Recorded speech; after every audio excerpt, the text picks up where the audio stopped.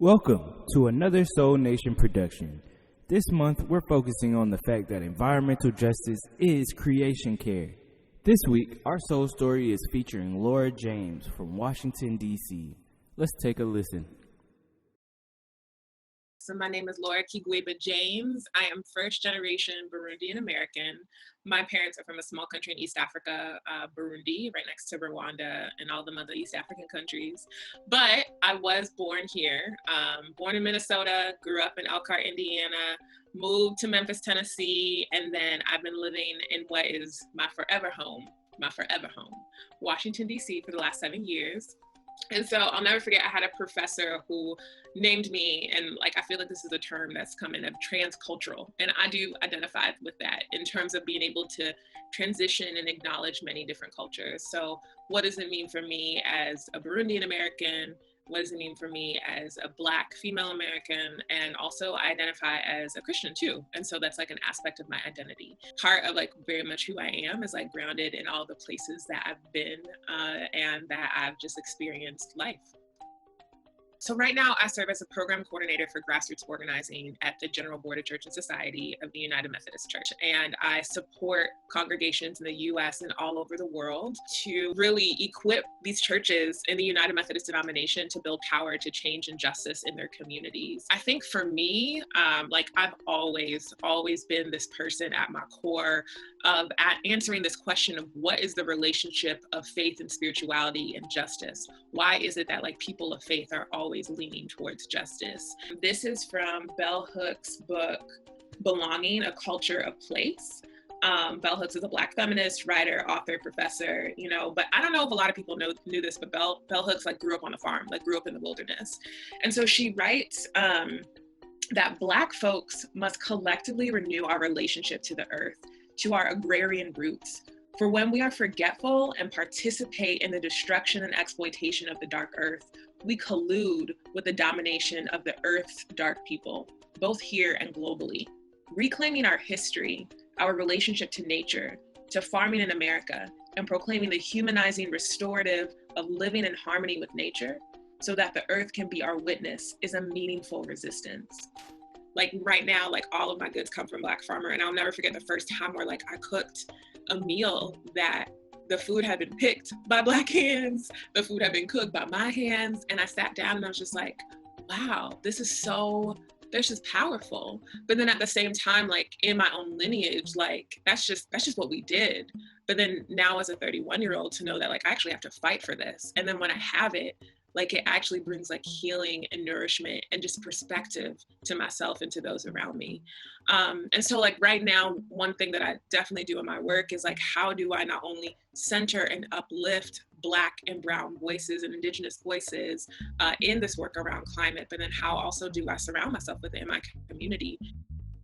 If you don't know, there's 2 creation stories. There's the first creation story where God's you have dominion over the earth. And then there's the second creation story that talks about actually you're stewards of the earth. And I think in our history of capitalism and exploitation, many white people, institutions, empires have used that language of dominion to create a culture of exploitation and harm that has ruined our earth. But yet, as Bell Hooks says, that we are the earth's dark people, earth soil people, as Black, brown, Indigenous people, we know that there is an existence with creation, with Mother Earth, that is interconnected. Reverend Dele, who's an eco-womanist, talks about the sense of interbeing in her devotional, The Breath of Life. And so when we talk about environmental justice as being as creation care, it's recognizing that no, we're not dominating the earth. We're actually interconnected to the earth, and everything that we are and everything that we do impacts, the Mother Earth. And so we have to be mindful of what we eat. We have to be mindful of what we use. We have to be mindful of everything that's around us because it truly impacts the earth, which is the only thing that we have. I've always been an advocate for justice, and I think it's always been interesting that I've advocated on many different issues, but someone said to me a long time ago, Laura, if you don't have the earth, what are you gonna advocate for, right? And so if we're not prioritizing our environment and our climate, then how can we fight for everything else?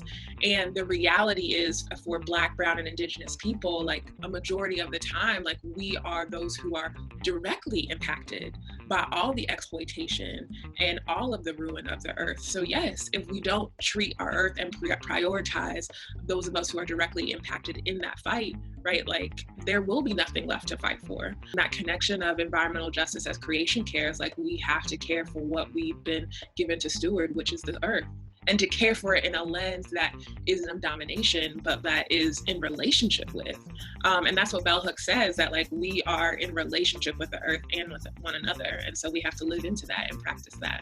As a Black community, in relationship to the land, in relationship to creation, there's a lot of things that we need to unlearn collectively in order to relearn for the purpose of our collective liberation. One of the ways is to look at our plate even and what's on it, and really ask ourselves, like, where does all of my food come from? Or if I'm like even shopping at, if I'm eating out all the time, you know, where does that food come from? And because I don't think so many of us even like realize like how the lack of Indigenous and Black owned land, that most of the land is owned by the industrial farming complex that exploits the land, that doesn't even give the land an opportunity to breathe, and that then essentially like causes harm, right? A lot of like empires, institutions use that language of domination for the purpose of control. But like when we talk about our care of creation, like it's not from a mindset of domination. Like that is not who we are as sacred people. That is not how the divine thinks. So to dominate, it's like, how can we be in right relationship with one another and the land? Do that work. But I know that each of us has a role to like immigrant justice, right? To, yes, advocating for Black trans women, yes, advocating for Black women. We all have a role, but may we all see the connection back to the earth. And I ultimately think that's what's missing, that often in like circles of social justice, we want to just do the one thing, but we don't connect it to the bigger picture, which is caring for the earth, which is what the divine has asked us to do. I think for us, like we need to separate the difference between academics and education, right?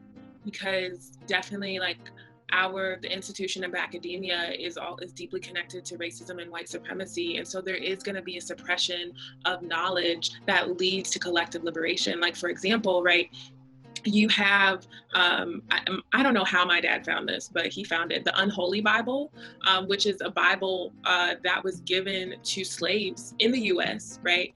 That represents a theology that justified slavery, right? And so that was created and constructed by hands that also inform our institutions to this day. And so like separating how institutions that are founded in racism and white supremacy from the education that is a part of like our own lineage, right? Education that decided to braid seeds into the hair of enslaved Africans who came to the American soil to be planted, to be reminded of home, right? Like we have our own education and narratives that are passed down through story, that like we need to be informed about. And you know, that just happens through conversation. And I think that's kind of like my advice to environmental justice advocates is around like, what does it look like to be in right relationship, yes, with ourselves, but with each other? Because there's knowledge and education that we can share among each other, that institutions, certificate programs that are a part of the, you know, racism and white supremacy complex that like won't give us for the reason of power and control. And so that's why I think that like we need to continue to have these conversations, because it's a part of that knowledge sharing that leads us to liberation. And so that's why, you know, everything from freedom schools existed, because that's just something that in the institution of racism and white supremacy, like you wouldn't have that sense of knowing who you are, of having those resources. It's been interesting to also like look back on my life and see like the many different ways that like God has like affirmed that this is where you're headed. And this is just like a space that has been like really, that is a space that's like really affirming. And I feel like authentically myself, that this is what I'm called to be and called to be doing. We have Church and Society where I work, where we have like a bunch of faith and fact cards that talk about environmental justice and creation care. Then you have United Methodist Women, who have their whole Be Just, Be Green, 100% renewable energy. And then you also have the General Board of Global Ministries that has Earth Keepers that are doing phenomenal work as well. And so within the United Methodist Church, there are different areas that do support environmental justice as creation care. But I would say like if you haven't researched eco-womanism, to really encourage you to do that. that, because I think what Dr. Harris has done around eco-memory is really powerful, and it's something that, specific to the U.S., like we need to really reckon with as we talk about climate justice as racial justice, especially when it comes to the history of lynching, when it comes to medical apartheid and the Black woman's womb. Like there's just a lot of things that we need to reckon with as a society in order for creation justice and creation care to be possible. And I think they're all related. And I think through the lens of eco-womanism, it's a helpful way to kind of start. And as Dr. Harris has said, that like eco-womanism is a framework that can get us towards healing, and I believe towards our liberation as well.